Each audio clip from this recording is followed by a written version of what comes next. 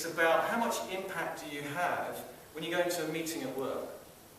How are you thought of when you bump into Fred in the corridor or Jill in the corridor and you have a conversation? How do you really make the most of that interaction you have with people? But how many have ever had a weird handshake? Yeah, we all have. Isn't that weird? But we never turn around first and go, sorry, can we just try that again? We don't do it, do we? Because, but we make judgments, don't we? We go, well, that person tried to dominate me because they gripped me so hard, they wouldn't let go of my hand. Or we say, oh, they're a bit weak because they had a floppy handshake. Or they're nervous because it was damp. Or they had a sort of weird one, it was a bit sort of pecky, And we make those judgments. The thing is, in the Western world, a handshake should be for 2 seconds, look in the eye, and release. That's what a handshake should be. You've got to be good at it, because people judge you on your handshake. Think very carefully. How are you going to grab them when you just make that first statement?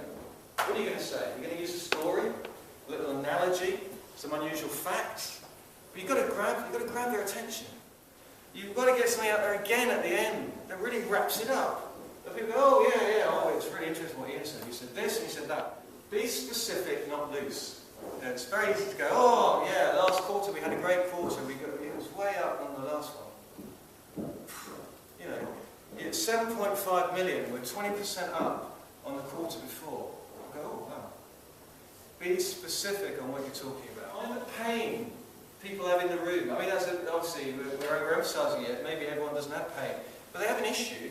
So if you're going into a meeting and people are there, this group of people in your business, what is it they're struggling with? What can you go there and say, I've got an answer for you. I've got a solution. I've got some ideas here. We remember so much more stuff on the right-hand side of our brain than the left-hand side of our brain. So when we use images, when we use colours, when we use music, stories, people remember. Hey, it's very easy to remember a story. It can be quite a complicated one. But the marshmallow experiment, I bet you if you remember nothing else from today, you'll go and tell somebody about the kids eating the marshmallows. Use vocal variety. The old way of learning to present was to kind of stand behind the lectern, speak very loudly, speak slowly, emphasise your points, kind of pretty boring. The current way of looking at speaking, whether you be in a meeting or whether you be doing something like this, is you talk as you would do, but you're talking a bit more loudly. You go up and down, you go very fast at points when you get excited, because it's normal, we do. You get louder when you're making a really impassioned point. You get softer to emphasise something. You need to put all those in your presentations, whether you're in a meeting or whether you're standing up. Say when he was campaigning, we're not the red states, we're not the blue states, we're the United States. And really powerful, if you're trying to emphasise something, the power of 3, very, very strong to use. Yes, I've seen a few people do that and it works really well.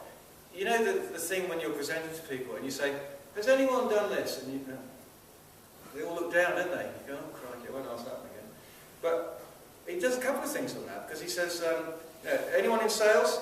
But also he says, don't worry, I'm not going to come out in the audience and ask you a question. So he kind of reassures people it's okay to put your hand up. And then he does this one, and it works brilliantly. And people go, okay, you put your hand up, maybe this is quite a good position. Because actually from there you can start to emphasise points. You can talk about the red states and the blue states and the United States. It's actually a really good thing. If you've kind of got them in here, then it all starts to become a bit ungainly. And this looks like, obviously you're a sort of Prince Charles. And this looks like you're in a football wall. So don't do those either. Think right brain when communicating, not just left brain.